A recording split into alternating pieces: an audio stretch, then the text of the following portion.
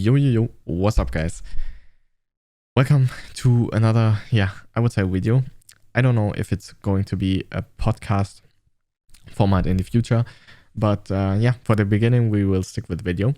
And this is going to be the first episode of a series where I'll, share my opinions, share my experiences on specific topics surrounding improvement as a player. So the first video is going to be about how to structure a training day for yourself as an advanced player. So what do I mean by advanced player? So I'm basically talking about people that are playing for some time, they have some league experience, and they spend the vast majority of the year inside a team, so they're not just playing pucks all day. So training as an individual is mostly separated in two different categories, which is your aim and your game sense. Game sense is a little bit more complicated, so I would like to start off with that. Then we come back to the aiming part, and in the end of the video, I will tell you how much time you should allocate to the specific parts of your training. So let's start off with game sense. So for me, to develop game sense in quite a short amount of time, there is a method that I call the 4-step method. The 4 steps are basically observe, implement, rewatch, and adapt. So observe is pretty simple. You watch demos or some POV replays on YouTube. There are a lot of channels that just upload POVs from professional players. Or you can even watch streams. The only problem with streams is most of the times it's parked, so you don't really know if the player that you're watching is really tryharding, and it's like really random because, just 10 players are mixed together. So I would personally stick to demos from professional matches and POV replays on YouTube. One key note is when you're watching a demo and you see something that you want to implement into your game, take some notes.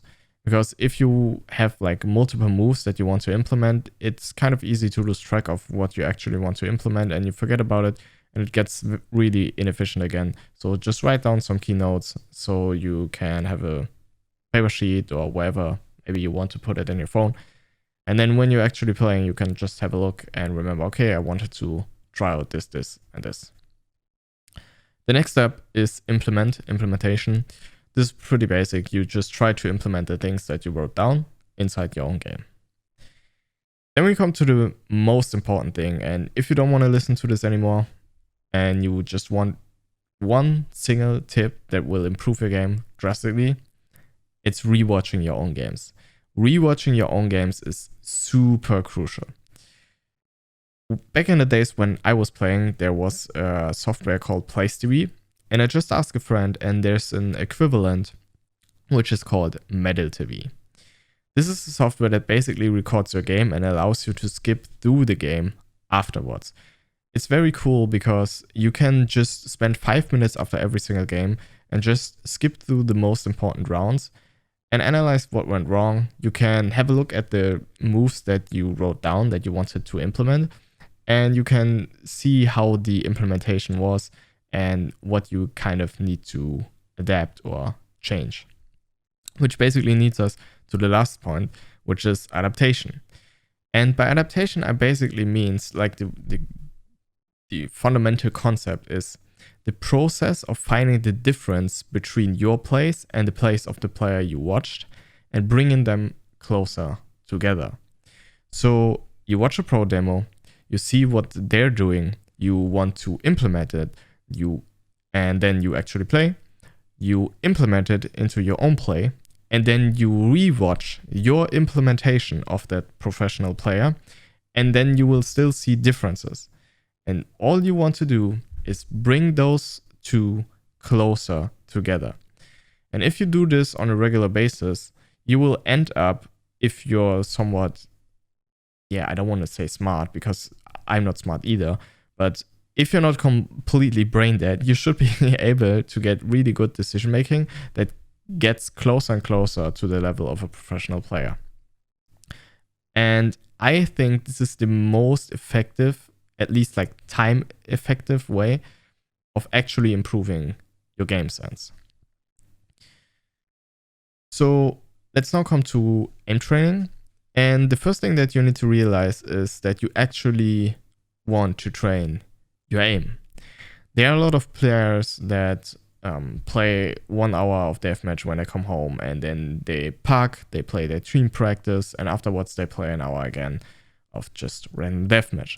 And then the next day they will tell you, yeah, I played or I trained my aim for 2 hours last day. But that isn't really the case. If you go to the park with some friends with a ball and just do some basic kicks, you wouldn't call that football training either. And it's the same with CS. So get in the mindset of actually training your aim. There are 2 general approaches, I think. The first one is you design an aiming routine that is pretty broad, so it covers a lot of different aspects of aiming, or you analyze what you're actually weak at or what might is expected or needed from your role, because your mechanical skills might differ from the role you have. And yeah, either you have a very broad routine that covers a lot of different stuff, or you design one for yourself. This can be a little bit more complicated if you're not that experienced with designing routines, like aiming routines. And sometimes even if you ask advanced players, so players that have been playing for quite some time, most of them, I think, are still very inefficient in the way they train. So it might be very hard to find someone that is capable of designing a routine for you, but just try your best. I will do probably some videos around that where I'll tell you how I personally think you should design, how you should design a training for specific type of aiming aspects. But I don't know when I will be able to release them, but they will be out in the future for sure. So why deathmatching is really inefficient? So when you play deathmatch, you have very little control over the duels you get. So let's say you want to practice your spray. A lot of people hop onto the deathmatch and then they spray. And they spray even on distances that they would never spray inside the game. And their logic behind it is, yeah, if I'm able to spray on that distance, I will be better at spraying at a distance where I actually want to spray. But I think this is kind of a flawed way of thinking, because you're wasting a lot of time, because the duels that you spray on that are on a distance where you would never spray inside a real game, you're just wasting your time because you're basically practicing something that will never occur inside a match. And maybe you even get used to spraying at distances where you should never spray. And the second thing is, there are so many things, so many factors on deathmatch that will just waste your time. For example, half of the time you will get shot in the back. So maybe if you say you want to spray at mid-range, you can get maybe 10 joules a minute, 10 joules that exactly match what you actually want to train. And if you compare that to a strict routine or a controlled environment on a training map, you can get like 40 sets of sprays. And yeah, it's 400% more. So I think it's very clear that deathmatching is really inefficient. It's still something that you should do, because I think it's good, because it combines all the different aspects of gaming into flowing state, I would say. But if you really want to improve on something specifically, deathmatch is really not the way to go. So now let's talk about how much time you should spend for your aim and your game sense. So it kind of depends on how much time, obviously, how much time you have. So if you're a player that has team practice, but still plays before team practice and maybe 1 hour after, or maybe even longer, and plays on the weekend, I think you have plenty of time to do the things that I'm about to tell you. So I personally think the optimum for someone that plays more than just team practice is 320 to 30 minute sessions a day of aim practice.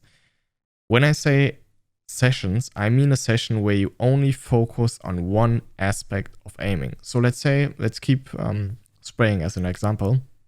If you want to learn spraying, you do 20 to 30 minute sessions. You don't need to do one exercise for a whole 30-minute session, but every exercise should contain or should be about spraying. So you have different exercises, but the goal, the aspect you're focusing on is just one. So half an hour spraying. Then you do maybe half an hour flicking, half an hour tracking. And then over the time, like maybe a week or two, you will realize, okay, where are my weaknesses? And then you can do more of what you're weak at. I think 1.5 hours a day, so 3 30-minute sessions is more than enough. Two is good too, but split them apart. Never do like 1 hour aim sessions on like a deathmatch server or 1 hour aim sessions on like aimbots, because your brain just doesn't function like that. You will not be able to concentrate for that long, and it gets really, really inefficient.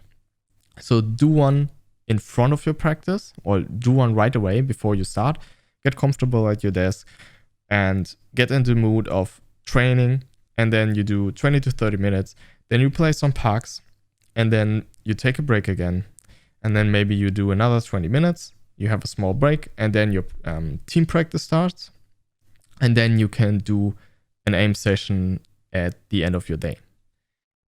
For game sense, I think it's really good to rewatch the crucial rounds of your practice games after your practice games. So not maybe immediately if you don't have the time. Sometimes practice games are very close together. If you do have the time, after a game, just spend 2 or 3 minutes, skip through the most important rounds. So in your next team practice match, you still have some kind of feedback on what went wrong in the last game, and you try to improve it on the next game. So you don't waste just a game because you didn't really realize what went wrong on the last game.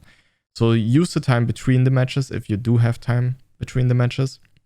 And if you don't, just spend 20 to 30 minutes after every single practice, like team practice. Maybe you played 3 games. Spend 20 to 30 minutes and rewatch the most crucial rounds every single day where you have team practice. This will help you a lot. And one key thing is write down some notes, what went wrong. So when you start on the next day, you may start with your aim practice again. And then you have a look at the sheet where it's written down what went wrong on the day before. And then you hop onto a server and you try to figure out what went wrong, or you try to figure out what you should do better next time. And if you feel like you don't have a solution, just watch a demo or a POV, as we said earlier, and try to find the specific spots where you felt like you made mistakes, and look for what the pros are doing in those type of situations, and then try those reactions out for yourself. I think this is basically a very good structure for your day. So aim training, pucks, or reflection of what went wrong on the day before. Then one aim training session again. Then team practice. Then rewatching your team practice games. And then doing an aim session again at the end of the day. And then you can do whatever you want. Maybe go to bed, whatever. Science has shown that it's pretty effective actually to train before you go to bed. Obviously not right before, because we all know it should be a little bit darker before you go to bed. It's not as good to hang around the screen right before you go to bed. But training your aim before you go to bed or before you sleep seems to be really efficient, and I felt like I could notice that. So that's something I think you should take advantage of. So yeah, I think that's basically it for the structure. This was my first episode of this series. It was all like in one take. It's obviously not the best. I'm trying to improve it as much as I can. If you do have some feedback, just leave it in the comment section below. And if you have any tips for other players that help you to improve, just write them down in the comment section below so everyone can benefit from it. And yeah, that's basically it. And I catch you in the next one. Peace.